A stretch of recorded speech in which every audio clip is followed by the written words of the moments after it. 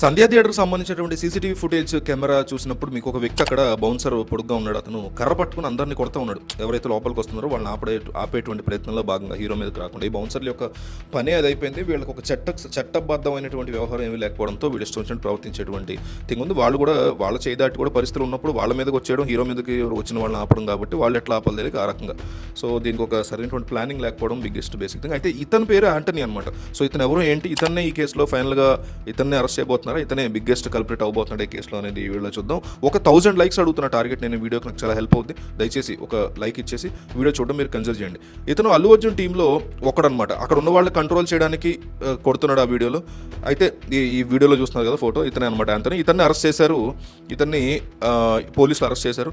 సంధ్యా theatre దగ్గర కూడా తీసుకెళ్తున్నారు. ఇతన్ని సీన్ రీకన్స్ట్రక్ట్ చేయడానికి తీసుకెళ్లారు. సీన్ మళ్ళీ రీకన్స్ట్రక్ట్ చేశారు. ఆ రోజు ఏం జరిగింది, ఎగ్జాక్ట్గా ఏ రకంగా జరిగిందో చూపించమని ఇతన్ని సంధ్యా థియేటర్ దగ్గర తీసుకెళ్లారు. అతను అక్కడ ఎక్స్ప్లెయిన్ కూడా చేశాడు పోలీసులకు ఆ రోజు ఏం జరిగింది ఏంటని. సో ఇతన్ని ఇంట్రాగేషన్లో ఇన్వెస్టిగేషన్ అల్లు అర్జున్ సంబంధించినటువంటి ఇన్వెస్టిగేషన్లో చూపించినప్పుడు అల్లు అర్జున్ ఇతను ఎవరో నాకు తెలియదు అని చెప్పారు అనేటువంటి మాట వినిపిస్తుంది. ఇది కనుక నిజమైతే, ఇదే నిజం అంటలేదు అని న్యూస్ అయితే వచ్చింది.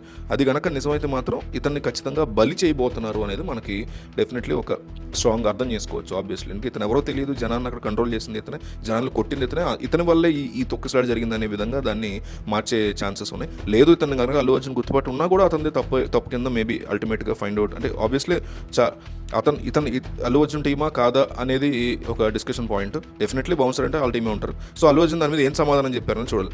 సో మనం అంటే కొన్ని ఫుటేజ్లు తీసుకుని అల్లు అర్జున్తో పాటు ఇతను ఎప్పుడు వచ్చాడు అనేటువంటి ఫుటేజ్, సంధ్యా థియేటర్ ఎంట్రన్స్ గేట్ దగ్గర ఉన్నటువంటి ఫుటేజ్, ఇట్లా థియేటర్ లోపల జరుగుతున్నటువంటి ఫుటేజ్, ఇవన్నీ చూసి ఇతను అత్యంత కీలకమైనటువంటి వ్యక్తిగా, అత్యుత్సాహం ప్రదర్శించినటువంటి వ్యక్తిగా కనిపిస్తున్నాడు. బౌన్సర్ల హెడ్ కూడా ఇతనే. సో ఇతను అరెస్ట్ చేసినట్టుగా తెలుస్తుంది. ఇంకో పక్క శ్రీతేజ్ యొక్క హెల్త్ ఎట్లా ఉంది అనే దాని గురించి అంటే వెంటిలేటర్ కూడా తీశారు. మధ్యలో కళ్ళు తెరుస్తున్నాడు, కళ్ళు మూస్తున్నాడు. గత 72 గంటలుగా మాత్రం కొంచెం బెటర్ అయింది అతని హెల్త్ అని చెప్తున్నారు. వెంటిలేటర్ నుంచి తీస్తే కనుక వెంటనే కంప్లీట్గా మనిషి డెడ్ అవుతారు. అలాంటిది పిల్లడు కాబట్టి అతని ఇమ్యూనిటీ పవర్ బాగుంది, కొంచెం బెటర్గానే రన్ అవుతున్నాడు అనిపిస్తుంది. వెంటిలేటర్ తీసేసాక కూడా ఆక్సిజన్ లెవెల్స్ అని బెటర్గానే ఉన్నాయంటే డెఫినెట్లీ హోప్ అయితే కనిపిస్తుంది. వాళ్ళ ఫాదర్ భాస్కర్ని కూడా కొన్ని విషయాలు మనం మెచ్చుకోవాల్సి ఉంటుంది. ఈ రోజుకి కూడా అల్లు అర్జున్ మీద అభిమానంతో అతను అల్లు అర్జున్ అన్యాయంగా అరెస్ట్ అయ్యాడు అని అంటే మొదట సెక్యూరిటీ లోపల వాటి వల్ల ఇటు వల్ల జరిగింది, ఎవరు పట్టించుకోలేదు, మమ్మల్ని వదిలేసినటువంటి బాధలో నేను కేసు పెట్టాను. ఆ తర్వాత ఇది ఇంతగా అవుతుందని అనుకోలేదు, మా కుటుంబాన్ని పరామర్శించారు, హాస్పిటల్కి బన్నీవాసు వాళ్ళందరూ కూడా వచ్చిన రెండో రోజు నుంచి మా కుటుంబానికి సంబంధించి అంటే మా పిల్లాడి హెల్త్కి సంబంధించి బాగోగులు కానీ లేకపోతే పిల్లాడికి సంబంధించినటువంటి ఎప్పటికప్పుడు హెల్త్ పరంగా మొత్తం బులెటిన్ కనుక్కుంటున్నారు, వెళ్తున్నారు, అట్లాగే డాక్టర్లతో మాట్లాడుతున్నారు. నన్ను అయితే ఇంతవరకు ఆసుపత్రి వాళ్ళు ₹1 కూడా అడగలేదండి. అటు గవర్నమెంట్ ఇస్తుందా లేకపోతే అల్లు అర్జున్ టీమా మొత్తం వీళ్ళే చూసుకుంటున్నారు. దీనికి సంబంధించి నాకైతే 10 లక్షల డబ్బు అయితే ఇచ్చారు. మిగిలినటువంటి 15 లక్షలు ఏవైతే ఉంటాయో వాటిని కాస్త అడ్జస్ట్ చేసుకుని అంటే 25 లక్షలు కదా వాళ్ళు అనౌన్స్ చేసింది, ఇంకా 15 ఇస్తా అన్నారు.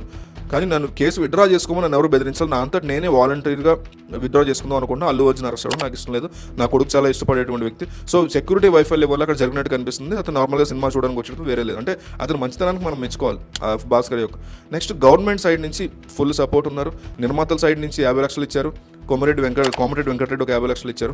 అట్లాగే మేము కోరుకునేది ఒకటే, ఇప్పుడు ఏ సపోర్ట్ అయితే నా బిడ్డకి ఇస్తున్నారో మీరు నా బిడ్డ డిశ్చార్జ్ అయ్యేంత వరకు మీరు సపోర్ట్ ఇస్తే చాలు. నేను ఆ పిల్లల్ని ఎట్లా కూడా పెంచుకుంటా, తర్వాత నేను ఆ పిల్లల్ని బతికించుకుంటా. తర్వాత అల్లు అర్జున్ కేసు పెట్టడం నా ఉద్దేశం కదా, I'm ready to withdraw it. కానీ లీగల్ నామ్స్ ఇష్యూస్ చాలా ఉన్నాయి, దానివల్ల నేను తీసుకోలేకపోతున్నాను. కానీ అల్లు అర్జున్ మమ్మల్ని బెదిరించాడని, అల్లు అర్జున్ టీం మమ్మల్ని బెదిరించింది అనేటువంటి మాటలు మాడొద్దు, ఇది చాలా అబద్ధం అని చాలా ఓపెన్గా చెప్పాడు ఆయన.